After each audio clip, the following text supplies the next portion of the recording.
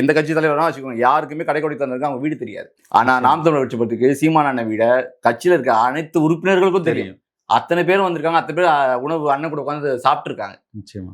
இல்ல, எனக்கு தெரிஞ்சு ஒரு 4000 புகைப்படங்களுக்கு மேல வெளியில ஒரு தாசன் எடுத்தது 4000 மேல. அதுக்கு முன்னாடி தமிழ் விஜய் எடுத்தாங்க, அதுல ஒரு 1000 படங்கள் இருக்குது. ஆமா, இந்த பக்கம் ஒரு 5500 பேர் 6000 பேர் படங்கள் எடுத்திருக்காங்க. அவ்வளவு பேருக்கும் அண்ணன் அவர்கள் நின்று பொறுமையாக எல்லோரிடமும் புன்னகைத்து அவங்களோட புகைப்படம் எடுத்திருக்கிறதுக்கெல்லாம் அங்கு ஒரு அணி இருந்திருக்கணும். அவர்களை ஒழுங்குபடுத்தி அவர்கள் ஒவ்வொருவராக புகைப்படம் எடுக்க வைக்கிறக்கும் அங்க ஒரு கூட்ட நெரிசல் இல்லாம இருக்கும். இதற்கெல்லாம் எப்படி திட்டமிட்டு முன்னாடியே தயாராயிட்டீங்க? ஆமா, இது எப்பயுமே செய்யறது தானே, நம்ம தொடர்ச்சியாக செஞ்சுட்டு தான் வரோம்.